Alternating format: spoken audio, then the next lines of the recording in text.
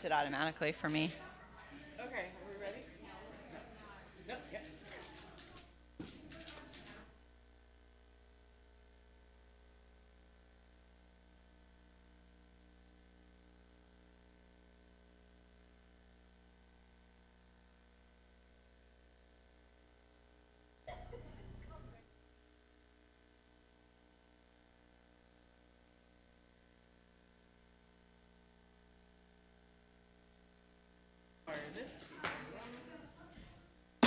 Okay. Oh, there we go. Hello. Hello. We're going to call this Tuesday, June 25th, 2019 regular governing board meeting at 7:05. Roll call shows all board members are here, and we will stand for the pledge and hold a moment of silence directly following. I pledge allegiance to the flag of the United States of America. God, indivisible.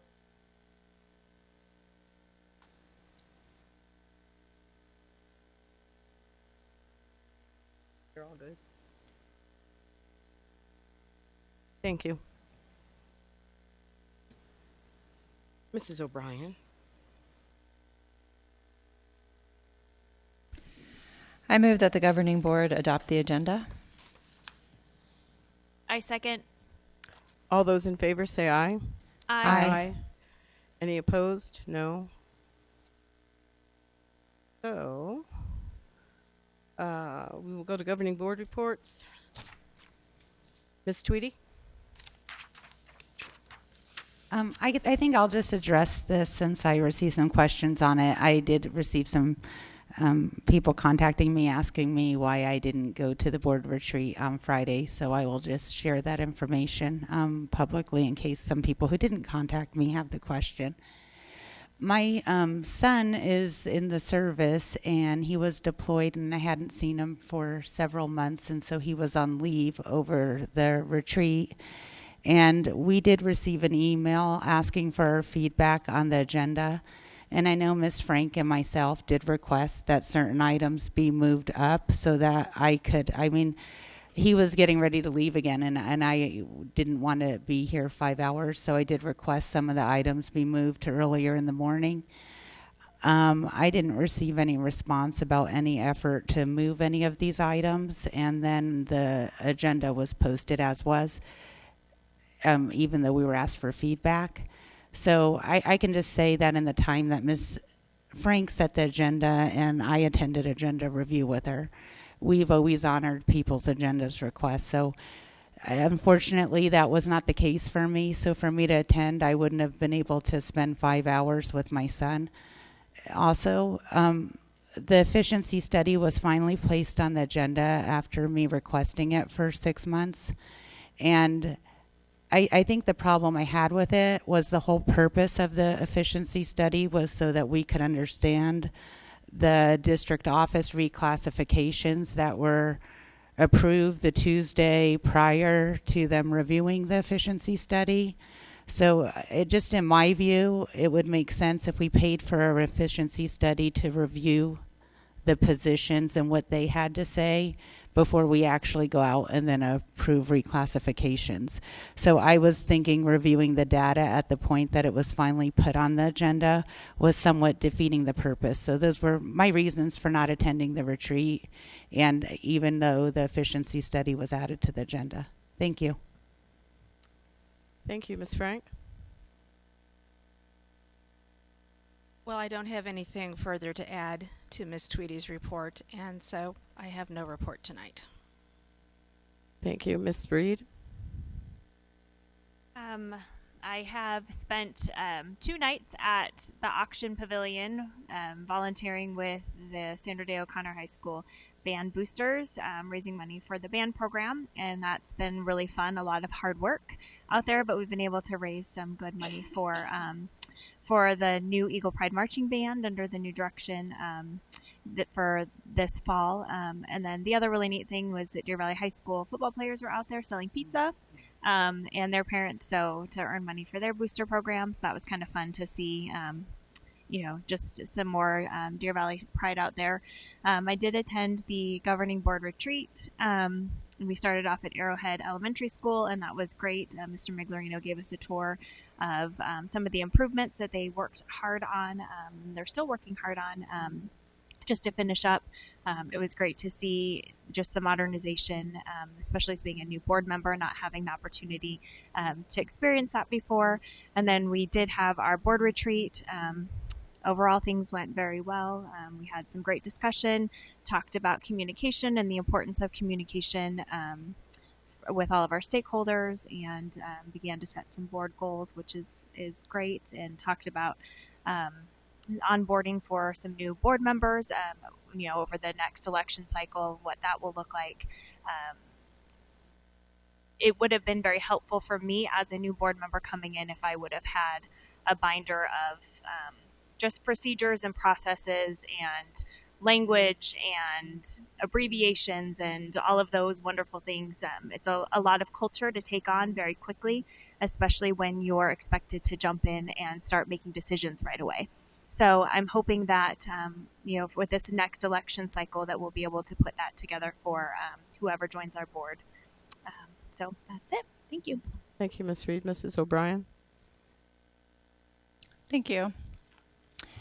I want to thank Mrs. Taylor for all the effort she went in and for the board retreat on Friday. It was awesome. You had all the necessary documents ahead of schedule and the tools we needed for during the meeting. So thank you for your efforts. At the board retreat, we got to hear from Mr. Warner on the governing board room safety plan a little bit, and I would just like to say that while I do appreciate Mrs. Tweedy's comments about when she and Mrs. Frank were board president and vice president, and how they we continually hear how they met everybody's needs. And I would say that I've sat here for a long time and listened to those comments several times and not responded to them. But I can tell you that the board safety plan was requested while the two of you were making agendas, and it was never addressed. So I think it's time to stop throwing blame around and move forward as a board. I didn't get a request from either of you to change the agenda, and we need to move forward. Dr. Finch, So- it's a public record. Anyways, so thank you to Mr. Warner for attending the board retreat and providing some insight, and more importantly, his background in law enforcement and education. I think that combination is an incredible addition to our district. He's been in that position for just about a year now, so I appreciate hearing more about that, as well as being included in the possibility of participating in future district safety trainings. Mr. Miglerino also arranged for Mrs. Karen Smith from Heinfeld and Beach to come and present on the efficiency and staffing report. I think it's also important to remember here that last year the legislature passed a law that forbid us from having Heinfeld and Beach present to us on that efficiency report, because the efficiency report was started prior to that law that forbid us from using our auditor for additional projects. And that's who they are. Unfortunately, that was caught at a time, it was just bad timing on, either you can call it however you want, bad timing on the law or bad timing on when we were presented with the information from that report. But it was nice to have her come and hit the key highlights, and I know that she is going to work on a summary of that report so that we can have it published on the website for our public and our key stakeholders or all of our stakeholders to review. Additionally, Dr. Finch provided a high-level plan that went over about 3 to 5 years based on the futures report and what we heard back from them for special education. So I look forward to the implementation of that plan so we can go build off of our foundation and make improvements for our students and our families. Additionally, we were able to complete, for the first time really since I've been on the board, a board self-evaluation. It was a free self-evaluation from the Arizona School Boards Association, and we received the results for review. This report provided insight to areas where we needed to improve. It was an enlightening process as the survey asked each board member and the superintendent to rate the board as a whole unit, because we do not one of us individually can make a decision. It takes the majority of the board members to make a decision, and no one board member alone has any authority. So I'm excited to see the DVUSD board lead by example in having goals and reviewing those goals, assessing them, and implementing some action steps. So I think it was a really good day. Additionally, I participated in a hour-and-a-half long conference or webinar today on school safety, and once again, it was great to really, I guess, see that Deer Valley seems to be ahead of the curveball on school safety. It talked a lot about the positive school culture climate that is necessary, and how having school climate where it's positive, yet the kids feel like there are rules that are being enforced and implemented, along with tiered structures to help kiddos where they're at. They did a poll at the end of that webinar to ask what was everybody's their big priority in their school district, and 44% of the participants, and there were 500 participants, picked the social and emotional well-being of their students. And then there were a few other, but by far that one led. And again, we're out there working on that, and so I hope we will continue to lead the way there. So thank you. Mrs. O'Brien, was that webinar an ASBA webinar? No, this was a webinar offered by WestEd, and there were 2 other partners that participated. So there were 3 experts on the call. One of them was from WestEd. There was a keynote speaker, Dr. Dewey Cornell he was a professor of education at the University of Virginia. And then Bill, and I'm not going to try to say Bill's last name because it's got a whole lot of vowels in it. Consonants in it. But he's a senior consultant at Sigma Threat Management. And so it was a really awesome opportunity to have data as well as, a history of where we've been and where we need to go. And do you know if there's an opportunity to view the webinar or? I did receive a copy of it, and I will see if I can forward it to Sheila to post on Vibe. That'd be awesome. Yes, Ms. Frank? I do have 3 things I would like to say. Number 1, I have not sat up here and continuously reminded people of what I did or didn't do as board president. And by no stretch of the imagination do I think I did a perfect job. I did the best job I could under some difficult circumstances, and the only time I've referenced it was in one email to Mrs. Ordway. Number 2, as far as the board safety plan, that I recall being mentioned at one board meeting. I didn't receive a written request to put it on an agenda, and it was towards the end of my tenure. So I apologize if there was more than one board member who wanted it on the agenda and felt that I didn't honor their request. So I'll just apologize for that retroactively. And number 3, Ms. Tweedy was explaining that her son was home on deployment from the armed services and explaining why she couldn't come to the board retreat. I didn't see that as assigning blame to anyone. I had some personal reasons that I don't care to discuss in a public meeting. And so that's all I have to say. Thank you. Thank you. So, one little comment. We did have an excellent board retreat. It would have been nice if everyone was there. I do know that we agreed on the day and the times.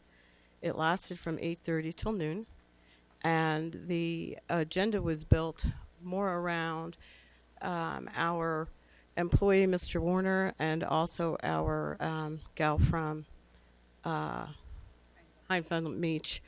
The natural order would have been in a board retreat when you have a board evaluation would be to do the board evaluation, see where we need to work on things, set our goals, talk about a communication plan, and then have that aligned with what the superintendent then told us about his futures.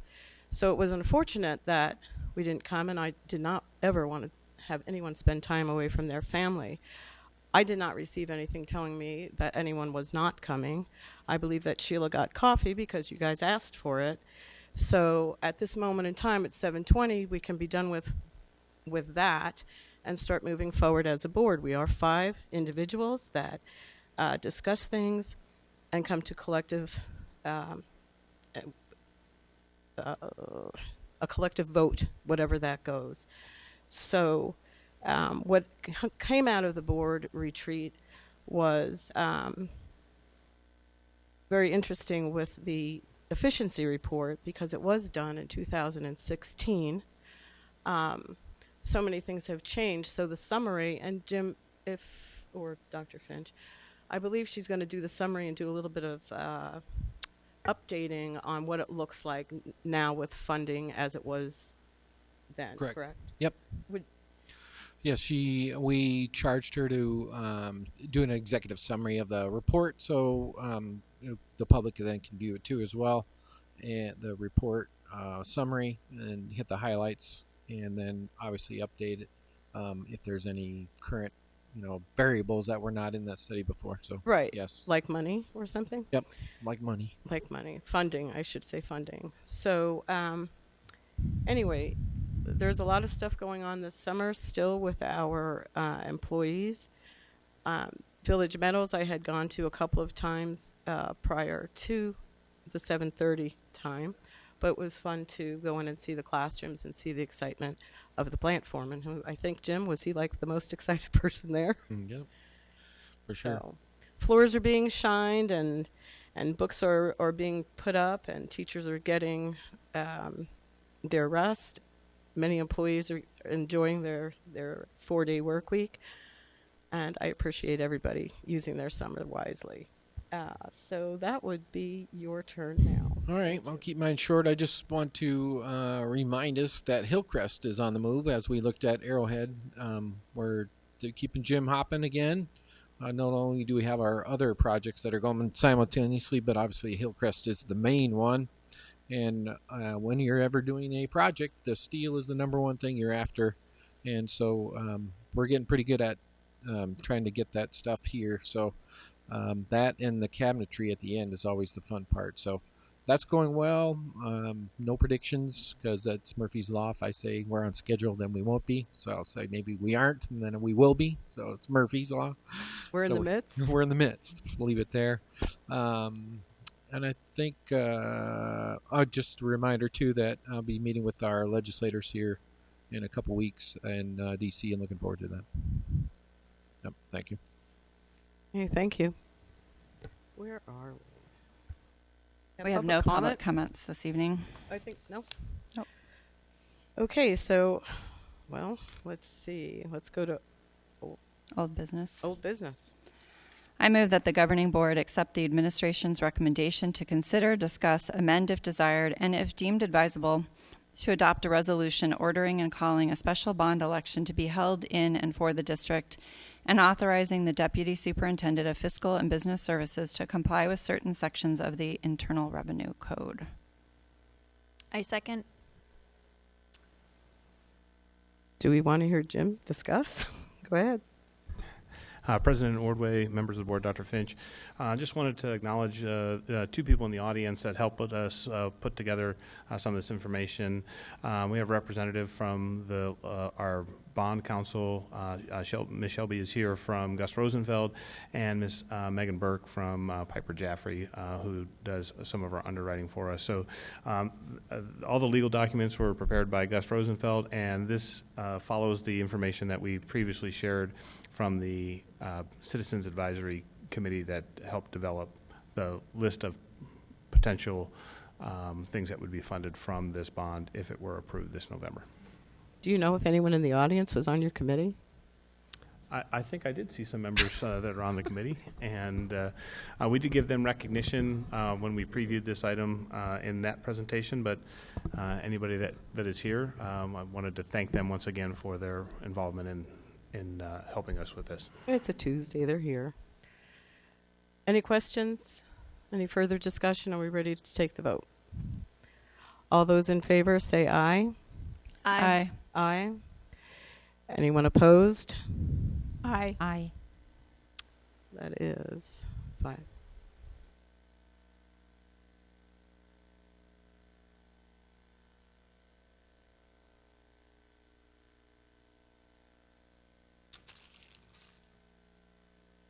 All right. I think they meant nay. Is there? Did you mean aye or nay? I meant aye. Yeah, they said aye, correct? Both of you? Did the votes? So that would Okay, be five. sorry. I thought she said that registered as nays, so I was just No, making. I thought I pressed aye. Okay. Did it come out right? Okay, sorry. Okay, just wanted so to I will verify. recap that. That would be 5 ayes, which means it passed with 5 board members saying yes. Next.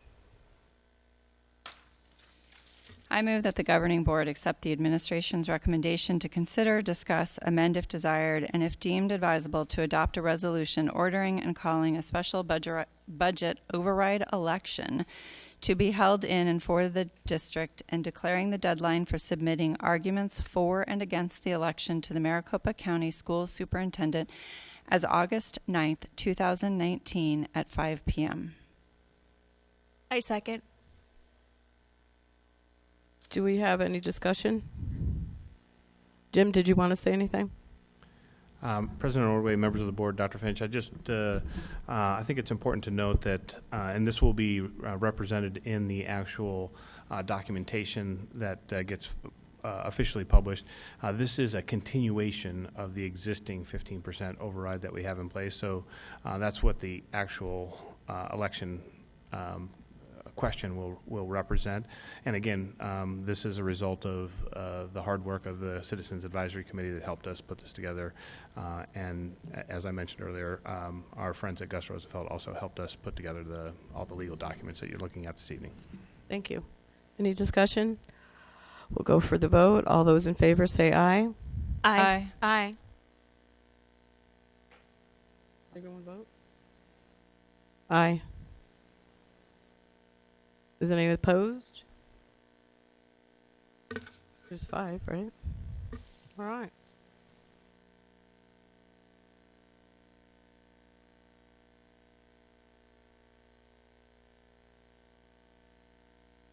Item 5C, I recommend that the governing board accept the administration's recommendation to approve the advertising of the fiscal year 20 proposed expenditure budget. I second. Any discussion?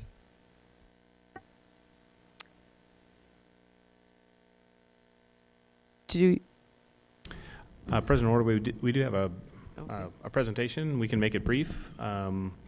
We did preview this at the last meeting. There haven't been a lot of changes, but just want to make sure that we provide as much information as possible as we look forward to. There are some celebrations when we're talking about the budget. There was a time not too long ago where when we were approving a budget, it was the list of things that we would have to go without. Fortunately, the last 2 years, that hasn't been the case. So FY20 is another year that we have some celebrations thanks to things like inflationary funding being restored and the governor's initiative. They have provided some resources that allow us to include things in the budget as opposed to make cuts that we had to for the past decade or more. So with that in mind, I'll just be quick through this. The input process that we've talked about a number of times includes our employee groups, certainly the board input, and the district budget committee helps us get a voice from our constituents.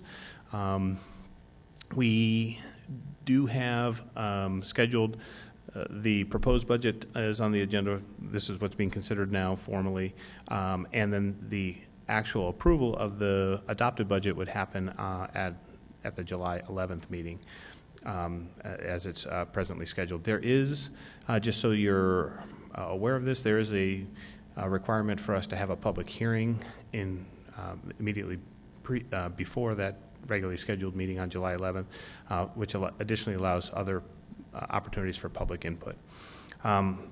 As I was recognizing all the groups that provided the input, this is a good opportunity for me to recognize Ms. Heather Mock, our Director of Finance, who I believe is in the audience. And it is all her hard work that actually puts together much of the information you see that's part of the budget, including the state forms and what we affectionately call our gold book, which has the detail of our M&O spending for the upcoming year. So just quick highlights. We're continuing the M&O override at the 15%. Inflationary funding's been included, as I mentioned earlier. TEI, our Teacher Experience Index, went down just a little bit, and our carry forward projected at about $1.6 million. That number is likely to fluctuate, and always does, based on actual spending. We won't know that number until we get through our encumbrance period, which will be at the end of August. We kept the staffing standards the same. We do continue to have district additional assistance cut as part of the state imposed reductions that are part of what we have to plan for. We do have our 5 cash accounts that are included in our budget, and again, the gold book is part of our working budget. The state forms have slightly different amounts in them because they wouldn't include such things as the cash accounts that we're counting on, as mentioned with this third bullet here. It does include a projection of $500,000 in adjacent way funding for the new school that is being planned in the Union Park development. And it does, overall, the general budget limit increases from just about $215 million to $231 million for next year. And you can see how that increase is included, which also is an acceleration of the district additional assistance restoration. I know some people at the legislature don't like the word restoration, but I couldn't think of a better word I appreciate it. So this is how the budget breaks down. So this is one of the pages straight from the gold book. And you can see that we are expecting a general budget limit of $226.7 million, again, our working budget. And the expenses at $226.3 million. So we have a uncommitted balance of $425,000. And you can see how that breaks down in the lines above. In terms of where the revenue is coming from. Not coincidentally, but we do have a budget recommendation for the $425,000. We are showing it here as part of the discussion for the proposed budget. When we bring the adopted budget, we will include these options in that plan on the previous page, unless we hear differently from the board tonight, so this is a good opportunity for us to have that conversation. Those new positions include positions related to, or two of the positions related to input from the futures report. So it's I'm sure I'm going to get this wrong, a psychology release position, a full-time nurse release position, and then a CIS for our technology needs. Those 3 positions make up the new positions in the $190,000 represented here. We want to increase our marketing focus, so we're adding an additional $40,000 to that effort, again, because of the competitive environment that we operate in. And then finally, 2.5, that should read 2.5 FTE, my apologies. So that's 2.5 positions for the new model in the reading specialist that the board looked at and approved as part of the tentative agreement that was approved at a previous board meeting. So the combination of those three items equals to $425,000. Including those in the budget would then have us at a balanced budget as part of our working budget going into fiscal year 20. I'll pause here just to see if there's any questions about that, because this is the one thing that will change between now and the adopted budget on July 11th. Are you pausing so you can breathe or so we can ask you a question? Both. Okay. Any questions? No further discussion. All those in favor say aye. Oh, sorry. No, sorry. That was just Sorry. a pause. Just the breath. Sorry. Intermission. Well, only because it was a preview, but go on. It was a preview the last So here's meeting. some of the celebrations. The 5% increase for our staff. I know we received quite a Almost bit of... missed the good part. Yeah, I don't want to miss the good parts. We received quite a bit of feedback that people, our staff being appreciative of a second year in a row where there's been a substantial increase in their pay. Increase of teachers, again, we're increasing our student population. We're also increasing programs for students. So the teacher increase that you see there, almost 29 FTE as a result of that. A slight increase of 18 FTE for classified. That's largely due to our special needs population as well as paraprofessionals. And then we have included not just the 5% increase, but making sure that we address minimum wage for January of 2019, where minimum wage will at that point be $12 an hour. On the non-staffing side, I won't read through all of these, but utilities were not increased.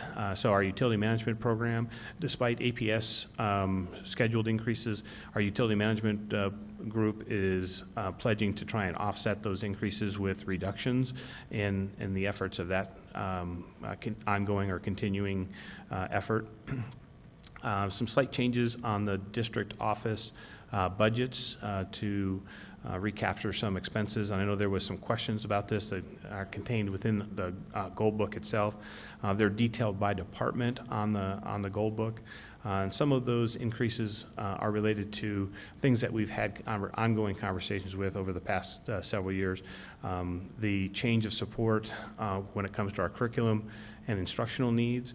So the net impact is $225,000, as you can see here. And that's due to the Classroom Site Fund that used to fund some of those needs, no longer funding those. All of the Classroom Site Fund is now being directed to teachers. And just as a reminder, what we used to infamously call Fund 14, which was where the curriculum needs of our district were being funded from the Classroom Site Fund, at one point in time was over $1 million a year. So this is, again, a small percentage of what we were spending for curriculum. Another large increase on the district budget department page happens to be in our transportation department due to the ongoing need to provide contracted services to meet the needs of transporting our students. We have increased our driver pay as an effort to make sure that we can recruit more drivers. We did have 31 applicants at our last job fair. Not all of those are making it through the process. I think we have 5 that started training as of yesterday, 5 more that will begin training and been through the application process. So 10 of those 31 we can count on. We're still processing paperwork on the remaining number of individuals, but we did have to increase the transportation budget again due to some of the premiums that we're paying to outsource those to others. We hope to be able to recoup that by hiring more individuals to be able to handle those routes with our own staff as opposed to contracting that out. And the capital budget, this is important, I think, as a reminder that we established the budget at $7.7 million. We are holding $2.1 million of capital as part of the recommendation that came from the Negotiation Solution Team, or NST, to make sure that we have a reserve balance for future needs. But there is a provision in that recommendation to reconvene NST next year to make a decision regarding that capital. That's a result of the district additional assistance restoration being accelerated. That was a late add to the legislative approval for this past legislative session. Just as a reminder, even with that acceleration, we're still seeing 32% of district additional assistance is still being cut. So that's at least $4.8 million. So it's well over $100 million over the last 12 years that has been cut just in district additional assistance or capital. Real quickly, when it comes to projecting the tax rate, there's a lot of moving pieces to this, but I think the bottom line is that we are projecting a tax rate decrease on the primary and secondary rate for next year. But due to assessed valuation increases, we are, because I think what homeowners might, be more cognizant of is what is the total tax that they pay. And so the average residential parcel is just over $213,000. And the annual increase, even with a reduction in the tax rate, the annual increase would be $33 or 3.4%. And the reason for that is the assessed valuation grew greater than the reduction of the tax rate. And I'll illustrate that for you here shortly. A lot of moving pieces. We've talked about this over a number of years. I think the big driver here is the qualifying tax rate, the QTR. It's set as a statewide level, so whatever the statewide average is in terms of assessed valuation change, that changes the qualifying tax rate. Our assessed valuation grew greater than that, so the adjustment on the QTR actually negatively affects us. So we get less state aid and we get more money from the local taxpayer, and when that happens, kind of an inverse relationship. So this is the kind of a comparison of the tax rate between 2 years. I know it looks confusing here, and I apologize. I'll try and illustrate this. The assessor's office uses a different year designation. So tax year 2018 was the year that we just completed. Tax year 2019 is next year. We call that the 2020 year. They call it the 2019 year. I know it's confusing. I apologize. But you can see that combined tax for the 2018 year is $6.63. We're projecting the combined rate to be $6.51, almost a 2% reduction, or 12.5 cents. You can see the assessed valuation increase on the average assessed valuation there from $202,000 to $213,000, a 5.1%. Increase in assessed valuation. Netting that against the actual tax rate, you can see the 3.4% increase that I mentioned previously. So that's the average. I don't know, it's probably unlikely that you have the average home, and no presentation would be complete without some Jim font. So these are actual parcels from our district, just as examples, randomly selected parcels to be able to see what the impact is. I think the largest increase, what I'll call parcel A, you can see a 6.3% increase. That particular parcel is up against the limit of the homeowner's rebate. So the homeowner's rebate is capped at $600, and so that is affecting that parcel much more than the other three parcels. So you can see the remaining three parcels are coincide with the 3.4% increase for each of those particular residences. So even though the tax rate's going down, their total tax paid is going up slightly, I'll say, at 3.4%. At least that's our projection.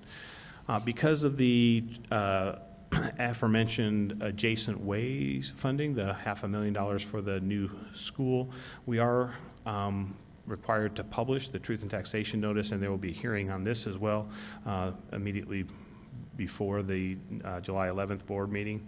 But that $500,000, the annual impact, so this is the annual tax that's paid by a resident with a $100,000 value home, is $1.81 a year to generate that $500,000 for the school, that will be used for the school. In comparative purposes, the $400,000 from what is currently this year, about to change over at the end of a week, but that $400,000 was $1.55 in the fiscal year 19. So this is the actual notice that has to get published. And with that, I'll be happy to answer any questions. But pending the outcome of the vote, this will allow us to publish the proposed budget, and then it will be formally considered for formal approval as the adopted budget at the July 11th meeting. Following the statutory meeting before the meeting, right? Yes, Ms. Tweedy. Was the increase in special ed tuition due to level D placement? Or for schools outside of the, what was that for? President Ordway, Ms. Tweedy, that is a great question. In fact, I had to ask that same question myself just to get some clarification. I think what we learned is the goal book is kind of our roadmap for what we think the working budget's going to look like from year to year. And what I can conclude from the increase, so we were increasing it from $1.45 million to $2.1 million for fiscal year 20. We've been spending at about $2.1 million worth of tuition for at least the previous year and for this current year, fiscal year 19. I just don't think we've adjusted the goal book over time. So that $650,000 increase is probably a multitude of years or a multiple of years that just didn't get adjusted correctly, but it is for level D service, private placement tuition, special needs population, yes. Just outside, could you, in a board update, you won't know this now, could you just let us know if the number of students we're paying outside tuition on has increased in the past year? Just the physical number, the count? Well, yeah, because I was trying to figure out, did the schools increase their tuition, or do we increase the number of students we're paying private placement? I guess that's what I'm trying to figure out. President Ordway, Ms. Tweedy, yes, I think there's probably both are accurate, and including that tuition would be some transportation costs as well, which have also increased. So I think tuition costs increase, transportation costs increase. I wouldn't be able to tell you if the count actually increased, but we can gather that information and be able to provide it to the board. Thank you. Mm-hmm. Any further questions? We'll take the vote now. All those in favor say aye. Aye. Aye. Aye. Any opposed? So that would be 5 ayes. All right, we are on D. 5D, I move that the governing board accepts the administration's recommendation to approve the 2019-2020 Deer Valley Education Foundation Memorandum of Understanding. I second. Any questions? All those in favor? Aye. Say aye. Aye. Aye. Any opposed? No. 5 ayes.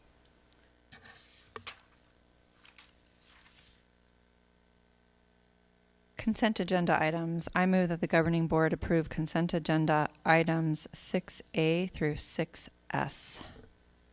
I second. All those in favor say aye. Aye. Aye.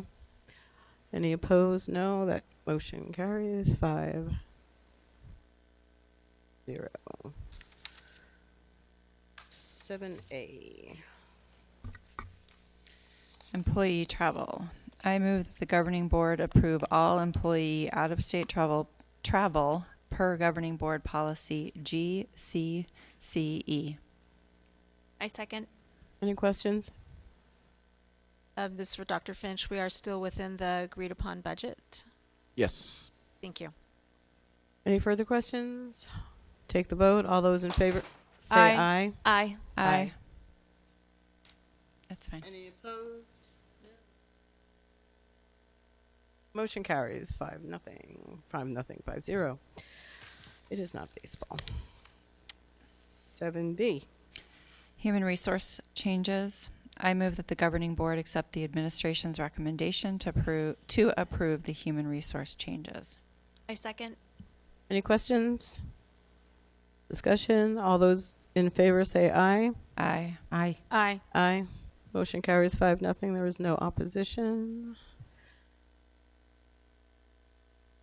Addenda pre-approvals for fiscal year 20. I move that the governing board accept the administration's recommendation to pre-approve the addenda as presented. I second. Any discussion? Take the vote. All those in favor say aye. Aye. Aye. Aye. Aye. Any opposed? Motion carries 5-0. What? Oh, it's coming up. We're scaring her. We're going too fast. And that would bring us to, gosh, I bet this is Jim's. Oh.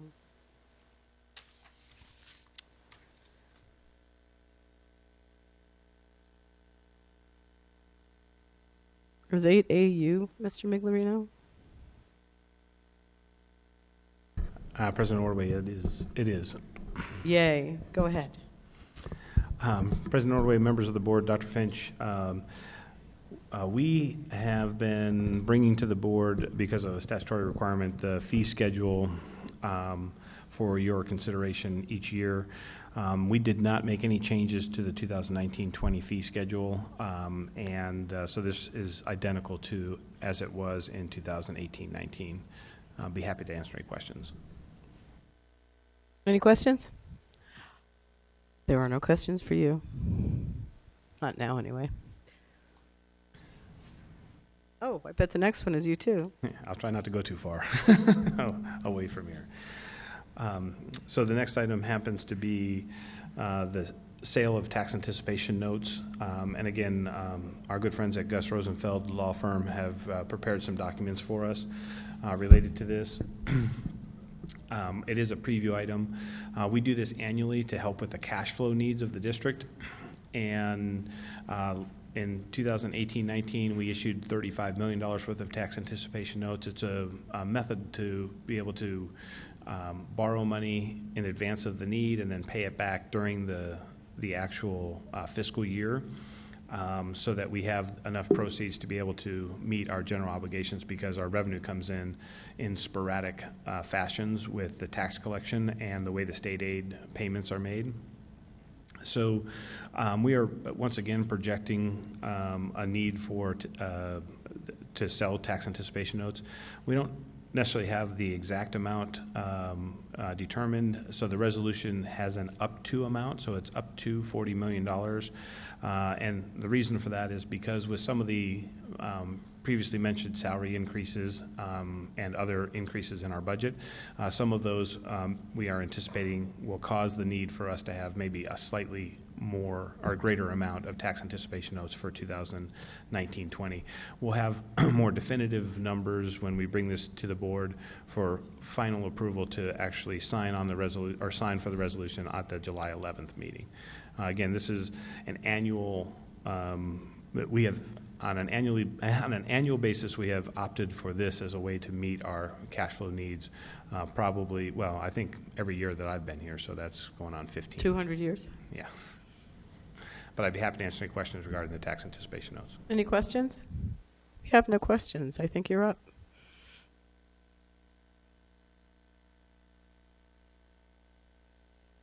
You ready for the next one? Okay, sorry. Yes. I mean, I realize that it's very I didn't quick know if I was, and your computer's not catching I don't know if that was a up to compliment us. for my last effort or if I'm It was still fabulous. keep the mic hot. It was a pause. We got more to go. So articulate. The also a statutory requirement is to actually have an insurance plan, an insurance proceeds plan, if we anticipate receiving any funds as a part of an insurance claim. And so this is the plan, and again, a preview item. We'll bring this back for formal consideration at the July 11th meeting. There's also a hearing to talk about the insurance proceeds plan. But I think the largest change to this plan is we had a relatively new bus that was involved in a accident, and it totaled the bus.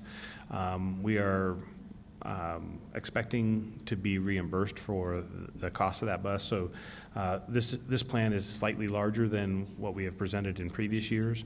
We expect to see probably at least $100,000 or maybe a little more than $100,000 in the replacement value of the bus that was involved and totaled in that unfortunate accident. So you'll see that's a change from maybe a previous year, that there's a slightly larger expected revenue that's projected for 2019-20. I'd be happy to answer any questions regarding this. Do we have any questions? We're trying hard. We have none. Oh. It's you again. I'm just leaving the mic on. So the next item is the pro statement. So just to make sure that we have an understanding with the passage of both resolutions for the bond and for the override, there's a couple next steps, and I think this would be an important point to remind the governing board as well as any employee of the district. Since the board is officially called for the election, we can no longer advocate for the election, so any comment that I'm making is not in an advocacy manner for the board. We can only provide factual information from this point forward. But one of the requirements is that the governing board for the override provide a pro statement that will be in the voter information pamphlet. And so we have crafted a sample draft version of of a pro statement. This is a preview item, and I know it's difficult to sometimes do some wordsmithing, kind of on the fly, but we were going to attempt to do that this evening to be able to compile something so that it can be considered for the July 11th meeting, because they're due August 9th. We don't have another regularly scheduled board meeting that is on the calendar between the July 11th meeting and the due date on August 9th. So I don't take any pride in authorship of the proposed document that we've presented. We've already made some edits to it that we'd be happy to share with the governing board, but this would be a great time for us to make sure that we're including everything that that the board feels is necessary. If a pro statement does have to be supported by the majority of the board, if there's an option that it can be just signed it can be signed by each member and published that way, or by a majority of the board, whatever the preference of the board is. So the one edit that we talked about maybe including in the second paragraph of what we included in the packet was just maybe moving up the highly qualified teachers and staff in the second paragraph. It's the second sentence of the second paragraph, moving that to the first sentence of that same paragraph. And then some other wordsmithing changes as part of that. And again, it's meant as a conversation starter, so we can start from some other point. It doesn't have to be this document. I just wanted to give us at least something to work from. Do we all have it up so we can see it? Okay. Yes, sir. Can Ms. you Tweedy. talk, Jim, about where this came from? Because obviously there's a history here of the document. That might be helpful. Thank you, Dr. Finch. Yes. So this actually parallels or is fairly consistent with the pro statement that was included in the 2015 election. So it's been modified, obviously, to update the dates and other pertinent information like how much the 15% generates. But other than that, the gist of the pro statement is very similar to the one in 2015, the last time we had an override election. Ms. Tweedy. As I read it, I think it's mostly factual information. The line that at least didn't sit well with me, and I wouldn't be comfortable with my name on it. And I had a few people read it just to see, but it seems like the inference of this budget override is asking for funding to avoid cutting elective classes, programs, services directly benefiting students in full-day kinder. To me, it's sounding like we're telling the public, if you don't vote for our override, we're going to make sure we go after students first, and that isn't the first place I would vote to make cuts. So, I mean, it may be that we eventually have to, or we may have to reduce those things. And I kind of perception checked, and I asked other people to read it, and they also interpreted that line to mean that that would be the first thing we would do if our override failed. And I just wouldn't be comfortable with my name being on something that was perceived that way. President Orway, if I may, Ms. Tweedy, I think the intent there wasn't for that to be any way threatening, was to maybe highlight what items would be funded from the override. So maybe there's a better way to say that, or just eliminate it. I'm just trying to get a sense. Well, it's just saying to avoid cutting, and I think, I mean, you see the last line that says, without your support, we'll have to reduce the operational budget by 9 million. And so I agree with that statement because it's factual. But to me, and when you put that in front of that, it sounds like we're cutting those things, and that's the first, because it doesn't even say, you know, if this doesn't pass, we're going to, you know, reduce travel or anything. It kind of sounds like we're going to tax students. Did it, maybe this is a good way to look at it. Is this not what it paid for in 2015? Is that how it got on there? The wording got on there. Is that's how we sold it? I wasn't here, but I'm understanding that's kind of what it paid for, I think. I don't know, maybe, Mr. Migo?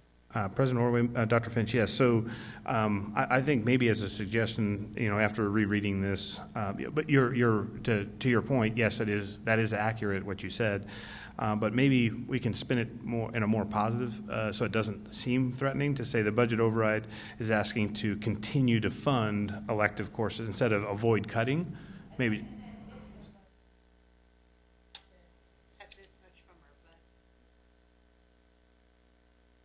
Yeah, so maybe change the avoid cutting to, you know, it provides funding, but leave the last sentence without the support. And that $9 million is factual, however the board would decide. But instead of, and again, it's not intended to be threatening at all, but this budget override is asking for funding to support instead of avoid cutting. To continue? To continue? Or to continue, yeah. Because we did use that money to provide full-day kindergarten. Right. What was on That the was the list? bulk of To continue that. supporting, it sounds Something better. like that. Yeah. More positive? Well, to continue means to continue. We're wanting to continue an override, so let's continue what we are doing with the money that we'll get from continuing. Yes, Ms. Frank. So I have a question, or perhaps clarification. So where it gets a little bit tricky for me, and I want to make sure I'm understanding this correctly, is that when you call for the bond, you have very specific things that you tell the public you're going to pay for with the bond money, and you can't spend that bond money on other items, correct? President Ordway, Ms. Frank, yes. So this is the pro statement for the override. Right. No, yeah. no, I'm getting to. I just wanted to clarify that point first. But with an override, it's an override on our budget, so it's not the same as a bond. With the things, we don't have to list things on there, and then we have to pay for those specific things with the override.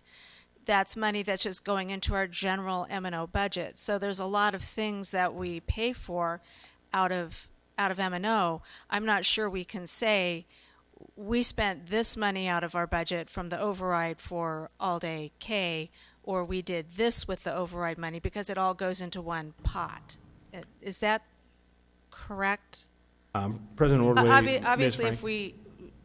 if we the override didn't pass, then we would have less money, and we'd have to make some tough choices. Sorry. Sorry, I didn't mean to interrupt you. No, I interrupted you. My apologies. It is, I think you're accurate to say, once the money is included in the M&O fund, or the general fund in total, it is kind of difficult to identify. But for the very first year, we are bound by what's in the pamphlet.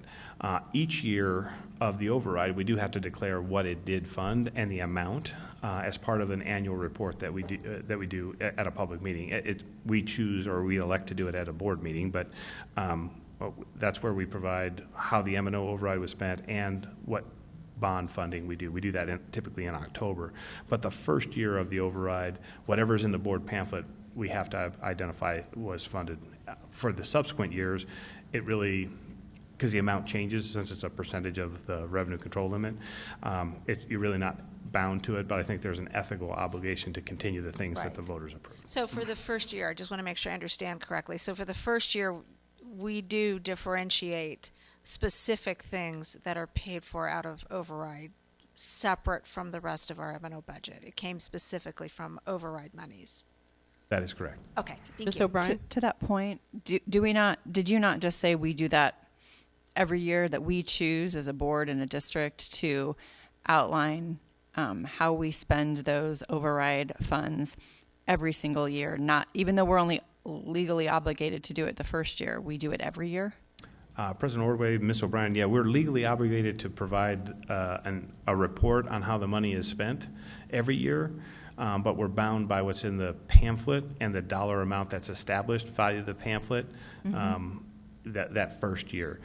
Every year thereafter, it's a percentage of the revenue control number or of the revenue control limit, so it does change from year to year.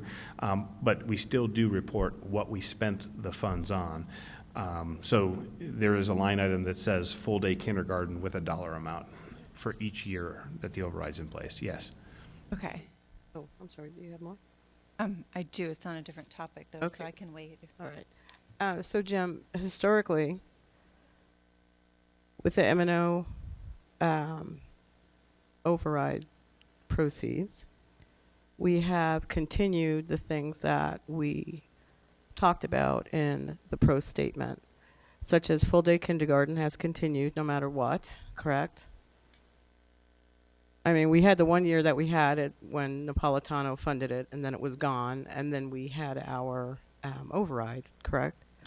President Ordway, actually the first year we reinstated full-day kindergarten, we did so without the benefit of of the increase of the override. We actually made an investment out of our M&O proceeds to reinstate it. Oh, that's right, okay. I believe that was the year teachers got a one lump stipend rather than an increase to their base pay. Right, because that the was money the year that we spent on wanted to full- preserve I jobs. do recall that. Yeah, that was the year that we wanted to preserve positions. Okay, so I guess what my thought on this is that if we change the word the words avoid cutting to continue to offer, that is a truthful, and I think it's a good look into what this money is spent for. So I would be comfortable with continue to offer. And something else that we could do too is you could email me if you're in the middle of the night, you wake up and like, oh, we should change this word or that word. You can send it to me as well, and I can adjust accordingly. That's Just to throw out, would the word extend work since it's extending the override? But, Yeah. well, the legal word is continue, not extend, correct? extend could imply that there might be more. Continue would say the same. So I kind of like President continue. Orway, the question will say override continuation, yes. Override continuation, Right. no. Okay. I'm just saying to keep wording the in same the- word. Yeah, extend versus continue. I like the continue, but I like what you're thinking. Continue is probably the most applicable. And President Orway, just for clarification, and thanks for our friends from Gus Roosevelt being here. Apparently, the one of the changes to the pro statement, it's going to be signed just the Deer Valley Governing Board, so it does not require each of your individual signatures. So That's thank you for awesome. clarifying that for me. Mrs. O'Brien. On a different topic. Thank you. I'll just send my my changes to Dr. Finch so he can send them out to everybody else and see if it works. Okay. Well, Jim, are you sad? I mean, we're done with you now. I'm just saying. Oh, and we're done with the meeting almost. We have future meetings and dates to remember and events. I have two things. Can I say two things? Yes, One, of course you can. I want to thank Jason, who's in the back room, turning the dials for the first time. It's his debut. So if it went well, thanks, Jason. Do not come out because you'll shut us off or something. And then the second thing is that if we recess before our next session, I need a lot of signatures, so don't leave. That was it. So 5-10 minute break I feel for our next personally session. that you looked at me when you said that, but okay. Okay. I move to adjourn the meeting. I second. All those in favor say aye. Aye. Aye. There is no Aye. opposition to that. We can take 5 minutes before the executive session. Is 5 minutes good enough, or you want 10? Because let's just say it's 8:07, so At 8:15. we'll be back at 8:15.